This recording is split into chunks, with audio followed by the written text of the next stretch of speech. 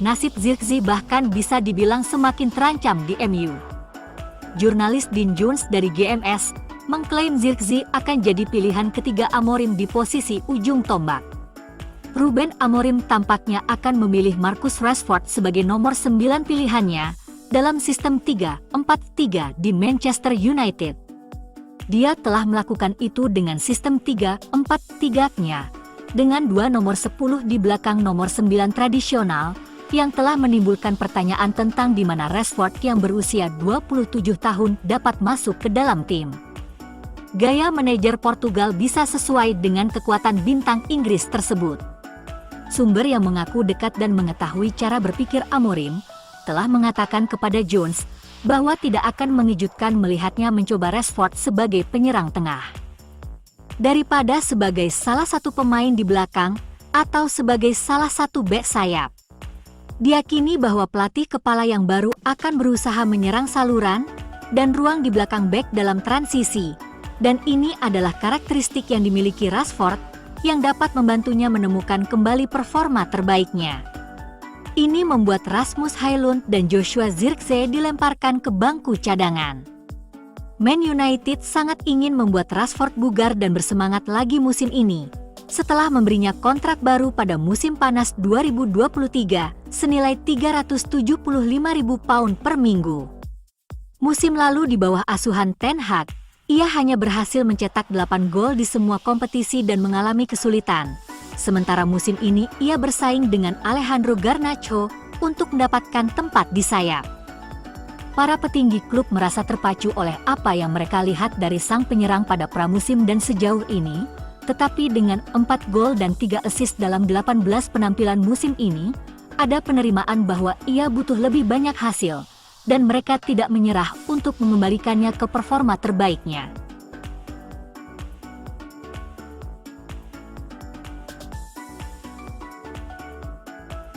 Manchester United memang klub terbesar di dunia. Tak heran sejumlah jurnalis maruk menjadikan MU sebagai bahan membuat kabar ngawur.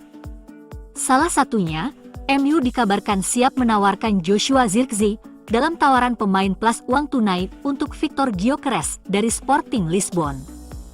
Amorim akan berusaha menunjukkan keajaibannya dengan skuad Man United saat ini, dan di awal pekerjaannya ia berjanji tidak akan membajak pemain Sporting, klub yang ia cintai.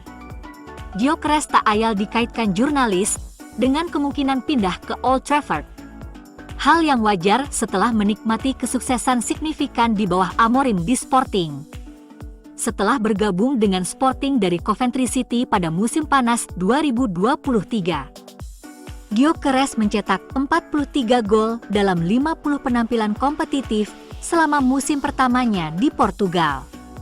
Media Inggris, Daily Briefing lah yang melaporkan bahwa MU sedang mempertimbangkan apakah akan mengajukan tawaran pemain plus uang tunai untuk pemain berusia 26 tahun itu. Laporan tersebut yakin bahwa Zirkzee dapat ditawarkan dalam kesepakatan potensial setelah berjuang untuk menemukan performa terbaiknya sejak bergabung dengan klub pada musim panas. Baru-baru ini media tersebut mengklaim bahwa Amorim terbuka untuk mengizinkan Zirkzee pergi dengan status pinjaman saat jendela transfer dibuka pada bulan Januari. Pemain internasional Belanda tersebut telah dikaitkan dengan kepindahan ke Juventus. Meskipun baru meninggalkan Italia untuk Liga Primer pada musim panas. Zirkzee harus puas dengan peran sebagai pemain pengganti dalam 5 penampilan terakhirnya di Liga Primer, dengan pemain asal Belanda tersebut berada di belakang Rasmus Højlund dalam urutan pemain utama Man United. Duo Manchester United, Alejandro Garnacho dan Kobbie Mainoo, telah dinominasikan untuk penghargaan Globe Soccer Emerging Player 2024. Globe Soccer Awards mempertemukan tokoh-tokoh sepak bola, baik masa lalu maupun masa kini, untuk menghormati pencapaian terbesar dan paling luar biasa tahun 2024. Situs web Globe Soccer Awards menyatakan, pemenang akan dipilih melalui proses seleksi ganda yang unik. Para penggemar sepak bola di seluruh dunia akan memberikan pendapat mereka dalam menentukan penerima penghargaan yang didamakan ini melalui pemungutan suara penggemar global. Selain itu, Panel ikon sepak bola internasional yang terhormat akan menyumbangkan keahlian mereka untuk proses seleksi. Juri tahun ini mencakup tokoh-tokoh legendaris seperti Francesco Totti, Iker Casillas, Luis Figo, dan Marcelo Lippi. Sepanjang musim dengan keberuntungan yang campur aduk, yang ditandai dengan kemenangan Piala FA, dan kekecewaan finish di posisi ke-8 di Liga Premier untuk musim 2023-2024, Garnacho dan Maino tetap menjadi titik terang yang konsisten bagi para penggemar dan klub. Kedua pemain tersebut benar-benar menjadi bagian penting tim musim lalu, tampil mengesankan sebanyak 82 kali di semua kompetisi. Kedua lulusan Akademi Carrington itu juga mencetak 1 gol untuk mengamankan kemenangan United di final Piala FA atas Manchester City asuhan Pep Guardiola. Sejauh ini, Garnacho tampaknya telah melanjutkan performanya dan memimpin sebagai pencetak gol terbanyak United musim ini dengan 7 gol dalam 18 penampilan. Maino hanya tampil dalam 8 kesempatan karena cedera yang membuatnya absen selama berminggu-minggu. Garnacho dan Maino bersaing untuk memenangkan Copa Trophy tetapi akhirnya kalah dari pemain sayap Barcelona, Lamine Yamal. Namun, pasangan United tersebut kini bersaing untuk mengklaim penghargaan Glow Soccer Emerging Player 2024. Agar bisa menang, mereka harus menghindari persaingan yang signifikan dari pemain seperti Pau Cubarsí, Barcelona, Desiree Doué, Paris Saint-Germain, Arda Güler, Real Madrid, Joao Neves, Paris Saint-Germain, Alexander Pavlovic, Bayern Munich, Savinho, Manchester City, Yamal, Barcelona, dan Kenan Yildiz, Juventus.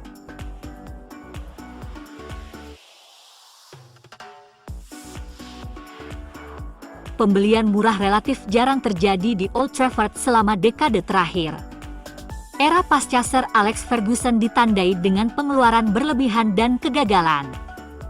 Pemain seperti Antony, Paul Pogba, Alexis Sanchez, Jadon Sancho, dan masih banyak lagi yang jadi bahan tertawaan karena harga mahal mereka. Jadi, Noussair Mazraoui adalah perubahan yang sangat disambut baik dari tradisi terkini. Kolam yang menyegarkan di gurun yang paling kering. Mazraoui tiba di Man United bersama Matthijs de Ligt pada bulan Agustus dengan biaya gabungan sekitar 50 juta pound. Dan dengan pemain internasional Maroko itu menghabiskan sekitar 12 juta pound dari pengeluaran itu, Manchester United mendapatkan bek sayap yang sangat konsisten, sangat teknis, dan berkaki sama bagusnya kanan dengan kiri.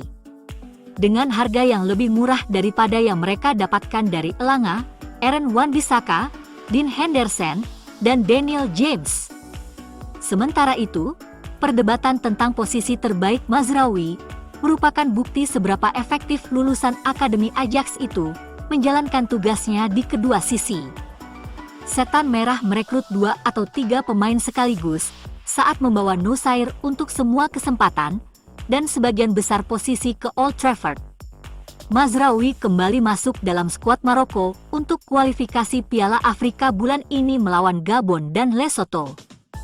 Dan bos Atlas Lions, Walid Regragui, yakin bahwa dengan Mazraoui di satu sisi dan bintang Paris Saint-Germain Achraf Hakimi di sisi lain, semifinalis Piala Dunia 2022 dapat membanggakan pasangan bek sayap yang hanya dapat diimpikan oleh sebagian besar negara di planet ini. Di Piala Dunia 2022, Maroko memiliki pertahanan terbaik dengan Mazraoui sebagai bek kiri. Ia bersinar di Piala Dunia dan telah membuktikan keserbagunaannya di level klub. Mazraoui dapat memperoleh caps internasionalnya yang ke-30 melawan Gabon pada hari Jumat. Itu adalah jumlah yang relatif kecil mengingat kualitas dan pengalaman Mazraoui, meskipun hal itu dapat dijelaskan oleh serangkaian masalah cedera dan perselisihan yang sangat terbuka dengan pendahulu Regragui, Fahid Halilhodžić. Ten Hag memujinya sebagai bahkan pemain yang lebih baik daripada di Ajax. Perkembangannya sebagai pemain dan sebagai pribadi sangat luar biasa dan mengesankan.